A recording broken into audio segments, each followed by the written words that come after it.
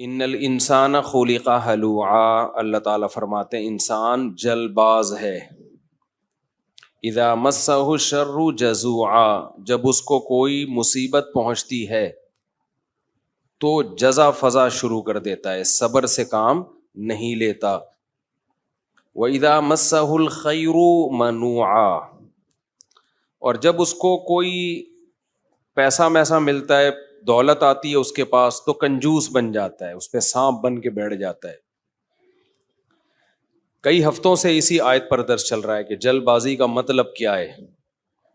جلد بازی کا مطلب یہ ہے، اس پر میں نے کئی دفعہ بیان کیا نا پورا، کہ ہمارے سارے فیصلے اکثر جلد بازی میں ہوتے ہیں.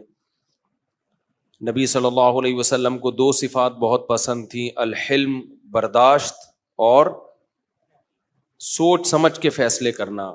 طلاقیں جلد بازی میں ہوتی ہیں، مار دھاڑ جلد بازی میں، بہت سارے کام ہمارے جلد بازی میں ہو. کسی کے بارے میں رائے جلدی قائم کر لیتے ہیں، کسی کو اچھا کہنے میں بہت جلدی کرتے ہیں، کسی کو برا کہنے میں بھی بہت جلدی کرتے ہیں. تو اسی طرح جو شخص بھی جس کی دل میں کوئی خواہش پیدا ہوئی، اس خواہش کو فوراً پوری کرنے کی کوشش کرنا، یہ بھی کیا ہے؟ جلد بازی. آپ سوچ تو لو بھائی، یہ خواہش پوری کرنے سے آپ کو فائدہ ہوگا نقصان ہوگا، کہیں لت تو نہیں پڑ جائے گی آپ کو؟ نشہ ہے، دل چاہتا ہے، لوگ کر لیتے ہیں بھائی، اس سے تو آپ تباہ و برباد ہوتے چلے جاؤ گے. تو جو خواہشات کا غلام ہوتا ہے وہ جلد باز ہوتا ہے، اور جو مستقبل سامنے رکھ کے زندگی گزارتے ہیں ان کی طبیعت میں جلد بازی نہیں ہوتی، ہمیشہ وہ کامیاب ہوتے ہیں. تو یہاں بھی اللہ نے کیا فرمایا کہ جلد بازی کی ایک مثال اللہ نے بیان کی ہے. وہ مثال یہ ہے، اذا مسہ الشر جزوعا، جب کوئی مصیبت پہنچتی ہے نا، ہونا یہ چاہیے مصیبت میں انسان کا دل کرتا ہے ہلڑ بازی کا، ہاں ہو چیخو پکار، ادھر ادھر، ڈپریشن ہوتی ہے اس کو. تو جو دل کر رہا ہے وہ آپ کرنا شروع کر دو، اس پہ کنٹرول نہ کرو کہ بھئی اس کا کوئی فائدہ ہوگا یا نہیں ہوگا. ایسا تو نہیں کہ میرے اس ری ایکشن سے فائدے کے بجائے الٹا اور زیادہ نقصان ہو جائے. تو اللہ کہتے ہیں جلد باز آدمی کیا کرتا ہے، وہ یہ نہیں دیکھتا، وہ بس اپنی خواہش کو پوری کرنے میں لگا ہوتا ہے. غم پہنچا ہے تو اس غم کو ہلکا کرنے کے لیے جو مرضی اسے کرنا پڑے وہ کر گزرتا ہے. اس کی مثال ایسے ہے نا، آپ نے دیکھا ہوگا ایک کہیں کوئی واقعہ ہو جائے نا کوئی دھماکہ ہو جائے، تو جو انویسٹیگیشن کے لیے لوگ وہاں جاتے ہیں وہ کہتے ہیں ہمیں سب سے بڑی مصیبت پتہ ہے کیا ہوتی ہے؟ وہاں عوام جو احتجاج شروع کر دیتی ہے، اس سے کیا ہوتا ہے کہ وہاں جن لوگوں نے کچھ کارروائیاں کی ہے نا ان کے ثبوت مٹ جاتے ہیں. ہونا یہ چاہیے، پوری دنیا میں ہم نے ایک اصول دیکھا ہے، جہاں کوئی ایکسیڈنٹ ہو، کوئی واقعہ ہو نا، فوراً وہ روک دیتے ہیں، پورا ایک گھیراؤ میں لے لیتے ہیں کہ انویسٹیگیشن کرنے تو اس میں غلطی کس کی ہے تاکہ اس کو سزا ملے. ہمارے یہاں کیا ہوتا ہے کہ پتہ ہی نہیں چلتا کہ غلطی کس کی ہے، اتنا کراؤڈ اکٹھا ہو جاتا ہے، اتنی عوام دائیں بائیں آگے پیچھے، جس کو پکڑ کے پبلک کوٹنا شروع کر دے تو بس وہی مجرم ہے. یعنی جس کو پہلے تھپڑ لگ گیا نا، سمجھو وہ کیا ہے، بس اسی نے کیا ہے. بہت کچھ الٹا پلٹا ہو جاتا ہے. تو وجہ کیا ہے بھائی؟ اپنے احتجاج فوراً کر لینا کسی بھی چیز پہ، سوچے سمجھے بغیر الزام ڈال دینا کسی کے اوپر. کئی سال پرانی بات ہے، کیس ہمارے سامنے آیا کہ ایک لڑکی کے نمبر پہ کہیں کوئی مس کال آ گئی. یہ گاؤں میں واقعہ ہوا تھا. اب غیرت مند بھائی تھا، اس نے دیکھا یہ کون ہے، دیکھا کسی لڑکے کا فون ہے، پہلے سے اس لڑکی کے بارے میں کسی نے اس کا دماغ، بہن کے بارے میں دماغ بھرا ہوا تھا، ہوتے اس نے کیا کیا، اس کو گولی مار دی. اب بہت پرانا قصہ ہے تو ابھی مجھے تھوڑے سے اس کے آثار باقی رہ گئے دماغ میں، پورا قصہ مجھے یاد نہیں ہے. بعد میں انکوائری کی پتہ چلا کہ جی یہ لڑکی بالکل بھی انوالو نہیں تھی، جس بندے نے کی ہے وہ گڑبڑ کرنے کی کوشش کر رہا تھا. تو اب کیا ہوا ہے کہ اچھی اس کو پتا چلا کہ یار میری بے گناہ بہن کو میں نے مار دیا، ٹینشن میں اتنا گیا ہے کہ اپنے آپ کو بھی مار دیا.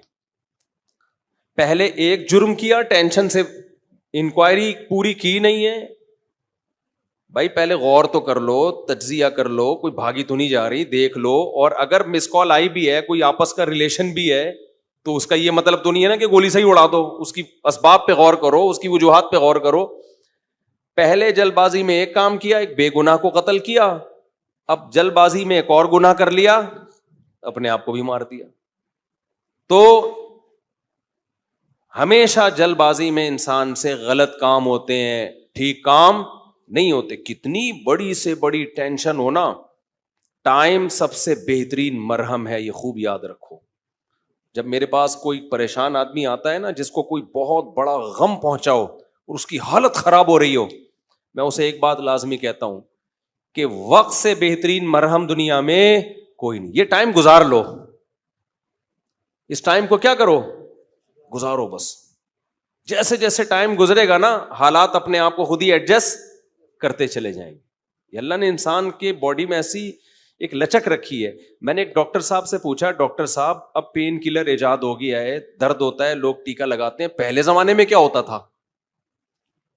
داڑھ کے درد کی تکلیف کتنی زیادہ ہوتی ہے نا, داڑھ کا درد ہو رہا ہو, اب تو پین کلر کھا لیتے ہیں لوگ. تو کیا کرتے تھے, 2-4 دن کے بعد تو مرنے لگتے ہوں گے. انہوں نے کہا اللہ نے ایسا سسٹم بنایا ہے, پین جب زیادہ عرصہ چلتا ہے نا باڈی, یا تو وہ خود ہی باڈی اس کو کم کر دیتی ہے, یا وہ فیل ہونا کم ہو جاتا ہے. تو اللہ بھی تو ہے نا, اللہ کے میاں کا بھی تو ایک سسٹم ہے بنایا ہوا. جیل میں جو لوگ قید میں چلے جاتے ہیں, لمبے لمبے عرصے قید رہتے ہیں, جب وہ چھوٹ کے آتے ہیں بتاتے ہیں کہ شروع میں ہم 2-3 دن خودکشی کے خیال آتے تھے اس کوٹری میں, یار کیسے نکلیں گے, کہاں جا کے سر ماریں. کہہ رہے ہیں 1 ہفتہ 2 ہفتہ 3 ہفتہ 4 ہفتہ, اس کے بعد یوز ٹو. کیا ہو گئے؟ ایک آدمی 4 سال جیل میں رہ کے آیا, 4 سال. کہتا ہے 4 سال میں نے دھوپ, اچھا بھلا آدمی بھی بہادر آباد اور ڈیفینس کا جو لگژری لائف اسٹائل میں ٹائم گزارا. میں نام نہیں بتاؤں گا, بدنام ہو جائے گا بیچارہ, ایسا نہ ہو مزید کوئی رشتہ ہی نہ دے اس کو. مدیز اس لیے کہ شادی شدہ ہے. خیر اس وقت کمارا تھا وہ, تو وہ کسی شبہ میں اٹھا کے لے گئے اس کو. اچھا بھلا ڈیفینس یا بہادر آباد کا لڑکا تھا.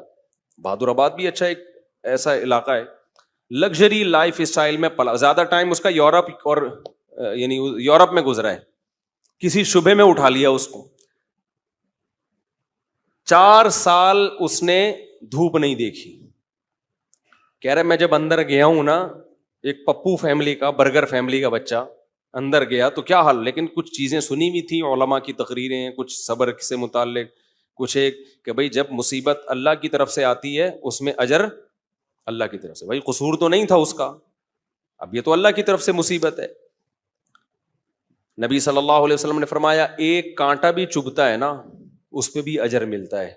اللہ تھوڑی غافل ہے, ہر چیز آزمائش ہے ہمارے لیے. خوب سمجھ لو, اتفاق سے کچھ بھی نہیں ہو رہا. یہ جو ہم سمجھتے ہیں نا بائی چانس ایسا ہو گیا ہے, یہ ہمیں دیکھنے میں ایسا لگ رہا ہوتا ہے, ورنہ بائی چانس کچھ بھی نہیں ہوتا. جو کچھ ہو رہا ہے اللہ کے ارادے سے ہو رہا ہے. خوشی بھی پہنچ رہی ہے اللہ کے ارادے سے, غم بھی پہنچ رہا ہے اللہ کے ارادے سے. تو نبی نے فرمایا کہ جس کو خوشی پہنچتی ہے نا مسلمان کو, کافر کو خوشی پہنچتی ہے کہتے بائی چانس, یہ ہو گئے میری لک ہے, وہ لک کہتا ہے اس کو, لک ہے. ایک دفعہ میں ایک ڈاکومنٹری دیکھ رہا تھا, یہ جو کروڑوں اسپم ہوتے ہیں نا جو ماں کے رحم میں جاتے ہیں, جن میں سے ایک کو اللہ سلیکٹ کرتے ہیں انسان بنانے کے لیے. تو ڈاکومنٹری میں کسی گورے نے لکھا ہوا تھا کہ آئی ون دس میچ, یعنی کروڑوں خربوں میں یہ میچ جیت گیا. ٹھیک ہے, او بھائی تو نہیں جیتا ہے, یہ سلیکشن کس کی ہے؟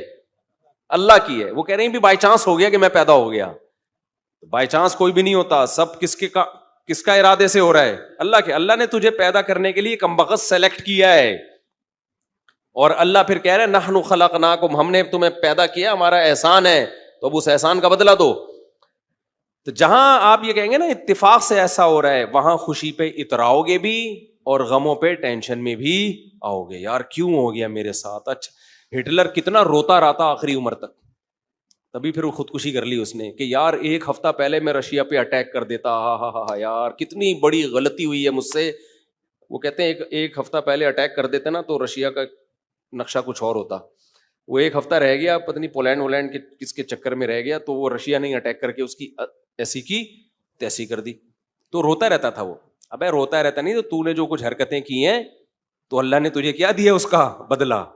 خیر, تو توبہ کر لیتا. مسلمان ہوتا تو کیا کہتا, یار اللہ کی طرف سے چپت لگ گئی ہے میرے, اب توبہ استغفار کر لو. اور توبہ ایسی خاندانی چیز ہے یار, کچھ بھی ہو جائے. ہٹلر مسلمان ہوتا, کہتا میں نے ہزاروں لاکھوں انسانوں کو قتل کر دیا, بند کمرے میں جا کے گڑ گڑا لیتا اللہ سے, معاف کر دے اللہ. دنیا کو نہیں پتا چلتا, اللہ کیا کر دیتا, معاف. لیکن چونکہ کافر تھا تو کیا ہوا ہے, اس نے قوم کا مجرم تھا وہ, اس نے کہا کیا کر سکتے ہیں, اس کو پتا تھا پبلک نہیں چھوڑے گی, تو اٹھا کر کے مارکیٹ سے اپنے آپ کو شارٹ کر لیا. انجام بھی برا, زندگی بھی بری. مسلمان کی زندگی بری ہو, کم از کم انجام اچھا اس کے اختیار میں ہوتا ہے. یار اللہ کو منا لو. اللہ کہتا ہے 100 انسانوں کے قاتل کو بھی میں بخش دوں گا. خیر میں وہ واقعہ سنا دوں میں. تو وہ کیا ہوا ہے کہ وہ بہادر آباد کا پپو بچہ جو ہے نا, کہاں چلا گیا, جیل میں. اب علماء سے اس کا تعلق تھا, ماشاءاللہ داڑھی بھی رکھی ہوئی تھی اس نے, کہ یار اب یہ غم کس کی طرف سے ہوتے ہیں, اللہ کی طرف سے. تو مجھے اپنا قصہ سنا. میں نے کہا یار 4 سال میں تو دھوپ میں نا ایک دن نہ بیٹھوں, میں ڈپریشن میں جانا شروع ہو جاتا ہوں. یہ جو بند کمروں میں لوگ سارا دن بیٹھے رہتے ہیں, پتہ نہیں کیسے. ہم نیچر سے جس کو بھی محبت ہوگی نا, وہ دھوپ نہیں چھوڑ سکتا بھائی. بکریاں مرغی انڈے نہیں چھوڑ سکتا, دھوپ نہیں چھوڑ سکتا وہ. بکریاں مرغی تو چلو زیادہ ہو گیا, لیکن دھوپ نہیں چھوڑ سکتا وہ. تو میں نے کہا 4 سال آپ کیسے بند کمرے میں رہے ہیں, اور بھی قیدی تھے. کہہ رہے میں 2-3 دن تو ٹینشن میں رہا. پھر میں نے کہا اچھا یہ بھی نہیں پتا کہ نکلیں گے کب یہاں سے. یہ پتا ہو نا, آدمی کہتا ہے چلو 4 سال میں دن گننا شروع کر دو. یہ بھی نہیں پتا نکلیں گے ہی بھی نہیں نکلیں گے. کہہ رہے میں نے کہا جو ہونا تھا وہ تو ہو گیا, اب ہم تو جیل کی دیوار توڑ کے بھاگ نہیں سکتے. تو کہہ رہے میں نے کیا کیا, پھر وہاں پر میں نے اٹھک بیٹھک اور ایکسرسائز شروع کر دی کہ بھائی ٹائم کیا کرو, پاس کرو. ٹھیک ہے. کہہ رہے اس کا فائدہ یہ ہوتا ہے 400 دفعہ میں بیٹھ کے, کیونکہ اور تو کوئی کام ہی نہیں ہے اسٹیمنا بنانے کے علاوہ. اسٹیمنا بنانے کے علاوہ کوئی کام ہے ہی نہیں. اچھا ہے بڑا پاورفل ماشاء اللہ, آپ کبھی ملو تو آپ دیکھو بہت زیادہ ساری طاقت جیل میں بنائی ہے اس نے. کہہ رہا ہے میں بیٹھ کے لگاتا تھا ان 4 پھر ڈپس لگاتا تھا, پتہ نہیں کتنے ڈپس لگا لیتا تھا, ایکسرسائز کرتا تھا. کہہ رہا ہے اس کا فائدہ یہ ہوتا تھا اتنا تھک جاتا تھا کہ مجھے نیند خاندانی آتی تھی. ظاہر ہے نیند تو 20 بیماری کا علاج ہے. ڈپریشن ختم کرنے کا سب سے بہترین ذریعہ ہی گہری نیند ہے. ڈاکٹر ڈپریشن کے مریضوں کو کیا دیتے ہیں, نیند کی گولیاں دیتے ہیں کہ سوتا رہے بس, پتہ ہی نہ چلے پی ٹی آئی آ رہی ہے کہ جے یو آئی آ رہی ہے کہ مسلم لیگ آ رہے ہیں, کہ یہ ٹینشن ہی ختم, اسٹیبلشمنٹ کیا کر رہی ہے چھوڑو. تو کہہ رہے ہیں میرے ساتھ جو قیدی تھے نا وہ بہت سے اس میں پاگل ہو گئے, کیونکہ بیٹھے رہتے تھے, سوچتے رہتے تھے ہر وقت دماغ میں نا کیا یہاں سے نکلیں کیسے. حالانکہ بہت سے جرم کر کے آئے ہوئے تھے, ٹھیک ہے, ان کا تو بنتا تھا. تو کہہ رہے 4 سال کے بعد رہائی کا فیصلہ ہوا. کہہ رہے ہم جب باہر نکلے تو پھر دنیا جنت لگی. پھر اب اس نے 4 شادیاں استغفر اللہ کی ہیں. تو خیر کی ہیں, واقعی 4 کی ہیں. کہہ رہے اس سے مجھے پاور کیا ملی. کہہ رہے ہم تو مجرم تھے نہیں, ہم جب باہر آئے نا ہم نے کہا اچھا یہ ہوتا ہے, ٹوٹل سزا کیا ہے, کچھ بھی کر لو یہ ہے. تو کہہ رہے میرے اندر اتنا اسٹیمنا پیدا ہو گیا دنیا میں کچھ کر گزرنے کا. آپ کو پتا ہے جیل ہمارے مجرم بناتے ہیں, جیل میں جا کے نا اسٹیمنا بڑھ جاتا ہے مجرم کا, سمجھ رہے ہو. ایک تو اس کو یہ پتا ہوتا ہے آئندہ اس طرح سے کام کرو گے تو پکڑے ہی نہیں جاؤ گے, اس طرح سے کیا تھا تو پکڑا گیا تھا نا, اب یہ والی غلطی نہیں کرنی. تو اس لیے شریعت میں جیل کی سزا نہیں ہے, شریعت میں ہے کہ اسی وقت نمٹا دو. چوری کی ہاتھ کاٹو, چلو بھائی نکل پتلی گلی سے, شاباش. ہم کیا کرتے ہیں چوری کی جیل, تو کہتا ہے یار اس دن وہ CCTV کیمرہ دیکھنا بھول گیا تھا میں, آئندہ تھوڑا خیال کروں گا. پھر وہاں سارے چور ہی بیٹھے ہوتے ہیں, کوئی نیک آدمی تو آیا نہیں ہوتا جیل میں. تو چور آپس میں ان کی کیا ڈسکشن ہوگی, وہ تہجد کی باتیں تھوڑی کریں گے. وہ بھی تو نے کیا کرتا ہے, وہ میں نے اتنے بندے مار دیے, آپس میں ان کا گینگ بنتا ہے. پھر آپس میں نمبر ایک دوسرے کے ساتھ وہ شیئر کرتے ہیں کہ جب باہر نکلیں گے تو پھر دیکھتے ہیں ہم. اور 4 سال میں 10 سال میں کیا کچھ ہوتا ہی نہیں ہے, تو کچھ کرنے کی صلاحیت ان میں ویسے ہی ختم. وہاں جا کے کوئی یہ تھوڑی کہ وہ ماسٹرز کر رہے تھے یا PhD کے اسکالر بن کے باہر آئے, یا کوئی انجینئرنگ مکمل کر لی, اب باہر جاب ملے گی, 4 سال 8 سال زندگی بہترین ان کے ویسے ہی برباد ہو گئے. اب ان کے پاس کمانے کے لیے چپل چوری کے علاوہ اور کوئی راستہ ہوتا نہیں ہے, یا باقی چوریاں ڈکیتیوں کے علاوہ کوئی راستہ ہی نہیں ہوتا ان کے پاس. تو نظام اتنا گندا ہے, اس لیے اسلام نے سزا رکھی ہے, اس میں ادھار نہیں رکھا. قصاص ہے, ثابت ہو گیا کہ بھائی اس نے بندہ مارا ہے, فوراً پکڑ کے وارثوں کے حوالے کیا جائے گا, بھائی تمہارا باپ مارا ہے, تم بتاؤ کیا کرنا ہے. اب وہ فیصلے میں دیر کر رہے ہیں تو اس دوران جیل میں بند کیا جائے, بھاگ نہ جائے. جیل میں اس کو تمام سہولتیں دی جائیں گی, بھائی یہ بندہ ہے بھاگے گا نہیں, جلدی 1 ہفتہ ہے آپ کے پاس, فیصلہ کرو, گردن اڑانی ہے یا اس سے بارگیننگ کرنی ہے. تو بارگیننگ میں جو ٹائم لگ رہا ہے اس دوران جیل میں رہے ایک الگ بات ہے. 1 آدھ ہفتہ سعودی عرب میں ایسا ہی ہوتا تھا, آپ کا پتہ نہیں کیا ہو رہا ہے. قصاص اب 1 ہفتہ, اس کے بعد سر قلم کرنا ہے, چلو بھائی اڑا دو سر اس کا. سر نہیں قلم کرنا, پیسے لے کے چھوڑنا ہے, پیسے لے بھائی, اور جو بھی رہن کے طور پر اس کی پراپرٹی رکھوائی, چل بھائی نکل, ختم. ہماری عدالتوں پہ بوجھ کتنا ہے دیکھو, 20 سال پرانی فائلیں جج کے پاس پڑی ہوئی ہوتی ہیں. اسلام میں قصاص ہے. دانت توڑ دیے, ٹائم نہیں ہے بھائی, کون سا والا دانت توڑا, یہ والا, اب بتا دانت توڑنا ہے اس کا. دیکھو نبی صلی اللہ علیہ وسلم کی خدمت میں کتنا زبردست واقعہ ہے. حدیث میں آتا ہے, حضرت انس رضی اللہ تعالی عنہ کی جو پھپھی تھی نا, کس کی, حضرت انس ابن مالک کی پھپھی. حضرت انس نبی کے خادم تھے.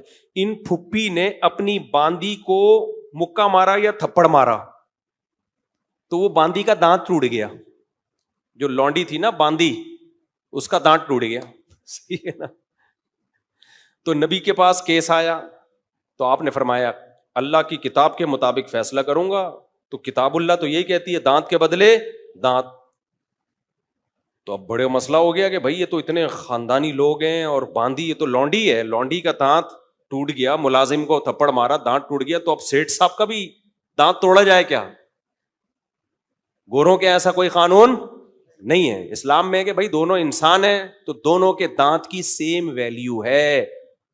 تو نبی نے فیصلہ کیا دانت کے بدلے دانت توڑا جائے گا. یہ بھی نہیں دیکھا کہ انس بن مالک میرے شاگرد ہیں, 10 سال میری خدمت کی ہے, تو اتنی خدمت گزار ہیں, تو ان کی پھوپھی کے ساتھ میں رعایت کروں. فرمایا نہیں, میں فیصلہ کروں گا کتاب اللہ کے مطابق. تو کتاب اللہ میں کیا تھا؟ دانت. اچھا, باندی کو یہ توقع نہیں تھی کہ میری جو مولا ہے, آقا ہے, اس کے دانت توڑے جائیں گے. ان لوگوں کو یہ توقع نہیں تھی. تو جب نبی نے فیصلہ کیا نا, تو پھر انہوں نے پھر معاف کر دیا کہ بھائی, انہوں نے کہا کہ یہ تو ہماری مولا ہے, مالکن ہے, میں اس کا دانت کیسے توڑ سکتی ہوں. تو پھر انہوں نے خود ہی معاف کر دیا. تو پھر نبی نے, کیونکہ اس کو حق ہے, تو کیس 2 منٹ میں کیا ہو گیا, ختم. اگر انگریز کی حکومت ہوتی یا ہماری پاکستانی حکومت ہوتی, اب تک چل رہا ہوتا وہ کیس. دونوں مر چکے ہوتے, دونوں قبروں میں جا چکے ہوتے, ابھی تک ان کے دانت کے کیس کی فائلیں بولو موجود ہوتی, اور پوسٹ مارٹم ہو رہا ہوتا, کون سا والا دانت ٹوٹا تھا, ہلا تھا یا ٹوٹا تھا, ان کے مکے سے ٹوٹا. ایسا گندا غلیظ نظام ہمارے اوپر مسلط ہے, اس میں انصاف کے علاوہ سب کچھ ملے گا آپ کو. تو اسلام نے کیش سزائیں رکھی ہے, ٹھک ٹھک ٹھک کر کے, کہ بھائی تھپڑ کے بدلے میں کیا ہے, تھپڑ.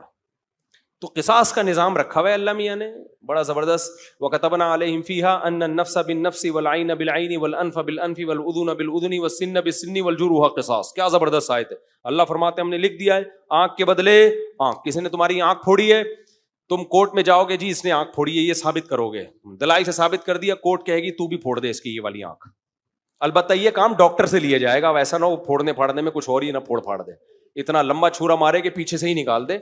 تو اس میں ماہرین سے مدد تو لی جائے گی, لیکن یہ ہوگا بھائی آنکھ ضائع کی ہے تو تمہاری بھی آنکھ ضائع کی جائے گی.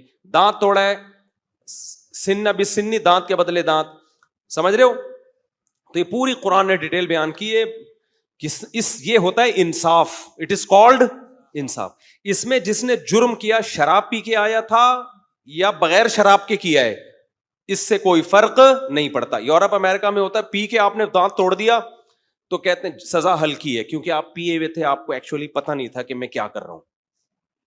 اسلام کہتا ہے پینا یہ آپ کا ہیڈ ایک ہے, جو جرم پینے کے بعد ہوگا آپ کو اس کی پوری پوری سزا ملے گی. تبھی اسلام میں احناف کا یہ موقف ہے کہ شراب پی کے طلاق دے دی تو ہو جائے گی. آپ یہ نہیں کہہ سکتے کہ میں نشے میں تھا, ہو جائے گی طلاق. کسی حدیث سے نہیں ہمیں پتہ چلتا کہ نشے میں طلاق واقع نہیں ہوتی, خوب سمجھ لو.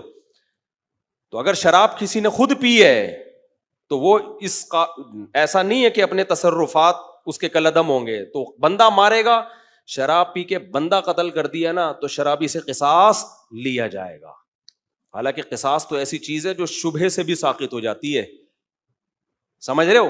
دیکھو ایک مثال دیتا ہوں, آپ نے ڈنڈا گھمایا کسی کے سر پھوڑ دیا, وہ مر گیا, تو قصاص نہیں ہے, آپ کو قتل نہیں کیا جائے گا, دیت دی جائے گی. وجہ اس کی یہ کہ اس میں اس بات کا امکان تھا کہ ہو سکتا ہے یہ قتل نہ کرنا چاہ رہا ہو, غلطی سے بندہ مر گیا ہو. جیسے موسیٰ علیہ السلام نے تھپڑ لگایا تھا قتل کرنے کی نیت سے تھوڑی, تو وہ بندہ ہی مر گیا, اب اس میں قصاص تھوڑی ہے بھائی, ہم نے جان کے تھوڑی مارا ہے. تو ڈنڈے میں اس بات کا امکان ہوتا ہے کہ بھائی ویسے ہی پتھر مار رہا ہو تو قتل کی ارادہ نہ ہو. آلہ جارحہ جسے کہتے ہیں نا, جو قتل ہی کے لیے بنے, بندوق ہے, چاقو ہے, اس سے کوئی مارے گا تو قصاص ہے. سمجھتے ہو کہ نہیں سمجھتے؟ ہاں, ڈنڈے سے کسی نے مارا اور دلائل سے پتا چل گیا کہ اس کی نیت ہی قتل کرنے کی تھی, وہ ایک الگ بات ہے. لیکن نارملی جو ہے نا, جب قتل کے لیے آلہ جارحہ کا ہونا ضروری ہے. اب مسئلہ یہ ہے, میں بات ہی پتہ نہیں بھول گیا جو بتانا چاہ رہا تھا, یہ میں نے ڈنڈے والی مثال کیوں دی ہے. ہاں دیکھو, میں بتانے کا مقصد یہ تھا کہ ذرا سا بھی شبہ آ جائے نا کہ پتہ نہیں اس کی نیت قتل کی تھی یا نہیں تھی, تو اس کا فائدہ کس کو ہوگا؟ قاتل کو. اس سے قصاص نہیں لیا جائے گا, کیونکہ ہو سکتا ہے یہ قتل نہ کرنا چاہ رہا ہو, غلطی سے بندہ مر گیا ہو, یہ تو سر پھوڑنا چاہ رہا ہو, خالی تھپڑ مارنا چاہ رہا ہو. لیکن شراب پی کے کسی نے بندہ مار دیا نا چاقو سے یا بندوق سے, یہاں شریعت قاتل کو فیور نہیں دیتی. حالانکہ یہ زیادہ فیور بنتا ہے, یار اس کی نیت تھوڑی تھی, تو پی کے ٹہل رہا تھا. تو احناف یہی کہتے ہیں, امام حنیفہ, کہ جب قاتل کو شراب کے بعد اتنا سا فیور نہیں دیا جا رہا, حالانکہ اس کا دماغ کام نہیں کر رہا, تو طلاق تو قصاص سے کم درجے کی چیز ہے. اس میں اگر کوئی پی کے طلاق دے گا نا تو ہو جائے گی, سمجھتے ہو؟ کیونکہ اس کے اس جرم کو فیور نہیں دیا جائے گا اس پہ, کیونکہ پی کیوں تو نے. وہ کہہ سکتا ہے نا, میں تو پی ہوئی تھی تو مجھے کیا پتا, پینے سے پہلے تو تجھے پتا تھا نا, پینے کے بعد کچھ بھی ہو سکتا ہے, بندہ بھی مر سکتا ہے, بیوی کو ڈیورس بھی ہو سکتی ہے. یا ایک مشہور سوال ہے کہ پی اس نے, سزا بیوی کو کیوں دے رہے ہو؟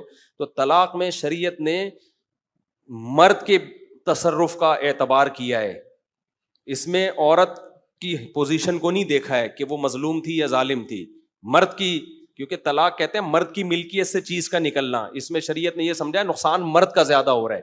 سمجھتے ہو کہ نہیں سمجھتے ہو؟ تو اب یہاں پر بھی یہی ہے کہ اگر کوئی بلا وجہ بیوی کو طلاق دے دے تو بھی تو عورت کا کیا قصور ہے, لیکن پھر بھی ہو جائے گی. تو ہم کہتے ہیں شراب پی کے دے رہا ہے تو بطریق اولا ہوگی. تو آج کل بہت زیادہ ہو رہا ہے, اور پھر لوگ فتوے دائیں بائیں سے لے آتے ہیں کہ جی وہ فلاں نے, سعودیہ کے مفتی نے فتویٰ دیا ہے طلاق نہیں ہوئی چونکہ پی ہوئی تھی, فلاں نے فتویٰ دیا. آج کیا ہوا ہے, ایک آدمی نے کھڑے کھڑے بیوی کو 6 طلاقیں دی ہیں, سب نے یہاں کے مدارس نے فتویٰ دیا, طلاقیں ہو گئی ہیں. سعودیہ کے کسی مفتی سے لائیو ویڈیو کال پہ بات کی, اس مفتی نے بولا کہ میں کسی فقہ شقہ کو نہیں مانتا, کوئی طلاق نہیں ہے. تو میں نے کہا یہی اس کے جاہل ہونے کی دلیل ہے کہ 1400 سال سے جو اسلامی قانون مرتب ہوا آ رہا ہے, اس جاہل آدمی کو وہ پتہ نہیں ہے, اور یہ اٹھ کے آیا ہے اسلام سکھانے کے لیے. تو یہ جو کہتے ہیں نا فقہ شقہ نہیں مانتا, اس کا مطلب ہوتا ہے سارے گھاس کھا رہے تھے, ہم اکیلے آئے ہیں دنیا میں جو اب قرآن و سنت کو ہم نے سمجھا ہے. خیر, تو کہاں سے کہاں بات چلی گئی, بہت اسپیڈ مار رہا ہوں آج میں. ہاں, بہادر آباد سے پھر وہ جیل سے نکلے. ہاں, تو یہ میں عرض کر رہا تھا کہ اسلام کا نظام کتنا بہتر ہے یار. زنا کیا ہے 100 کوڑے مارو, چھوڑ دو بس اس کو, پھر ملامت نہ کرو اس کو. شادی شدہ نے زنا کیا, رجم کرو, قصہ ختم, چلو بھائی. کمارے نے زنا کیا, 100 کوڑے دونوں کو چترال لگاؤ اور چھوڑ دو ان کو. کسی نے زنا کی غلط تہمت لگا دی, 80 کوڑے لگاؤ, چھوڑ دو, چل بھائی. کیس نہیں ہے لمبے لمبے, سمجھتے ہو کہ نہیں سمجھتے ہو؟ تو لمبے لمبے کیس نہیں ہے. تو ہمارے یہاں تو بہت ہی گندا نظام چل رہا ہے یار, اللہ بچا کے رکھیے, جیلوں سے اللہ بچائے. جیلوں میں خارش کی بیماریاں لگتی ہیں, پتہ ہے آپ کو, ایک دوسرے کی پھوڑے پھنسیاں ٹرانسفر ہو رہے ہوتے ہیں, گندگی کا ایک نظام ہے, بہت ہی گندا نظام ہے جیلوں کا. تو وہ صاحب جیل میں 4 سال جب کاٹ کر آئے تو کہہ رہے ہیں میں اتنا کانفیڈنس پیدا ہو گیا, لیکن چونکہ بندہ 2 نمبر نہیں تھا, جب 2 نمبر نہیں تھا تو برائیوں کی طرف نہیں گیا, اچھائیوں میں کانفیڈنس پیدا ہو گیا. تو اچھائی آپ کو پتا ہے, جس نے میرے بیان سنے ہو, ایک اچھائی تو اس کو پتہ ہی ہوتی ہے کہ شادیاں میں نے 4 کرنی ہے. تو کہہ رہا ہے میں جیل سے باہر نکلا نا, بیانات میرے سنے میں تھے, کہتا ہے میں نے سوچا کہ اب کسی کا باپ میرے کو روک کے دکھائے 4 شادیوں سے، کیونکہ اتنی ٹینشن جیل میں، کہہ رہے میں نے اٹھا لی ہے کہ اب ٹینشن میرے لیے مسئلہ نہیں، کیونکہ دوسری میں آدمی ٹینشن کی وجہ سے نہیں کرتا نا، کہہ رہے ٹینشن کی ایسی کی تیسی. دیکھو اس نے صبر کیا نا تو یہ جیل اس کے حق میں کیا ہو گیا؟ مفید. اگر صبر نہ کرتا، جلد بازی والا کام کرتا، جیل میں بیٹھا رہتا، یہ کیا ہو رہا ہے میرے ساتھ، میں نے تو کوئی ایسا گناہ نہیں کیا، اللہ کو میں ہی ملا تھا. کبھی حکومت کو گالیاں دیتا، کبھی پولیس کو گالیاں دیتا، کبھی فوج کو گالیاں دیتا، کبھی عمران خان کو، کبھی مسلم لیگ کو، کبھی کس کو. ان پہ کچھ بھی اثر جو بھی نہیں رینگتی ان کے اوپر. کیا خیال ہے؟ ان پہ جو بھی نہیں رینگتی، کسی پہ کچھ بھی نہیں ہونا تھا. اور اللہ کو بھی ایسے لوگ اعتراض کرنا شروع کر دیتے ہیں. اس نے یہ بولا بھائی میرے بس میں جو ہے میں وہ کروں گا، جو میرے بس میں نہیں ہے وہ میں نہیں کر سکتا.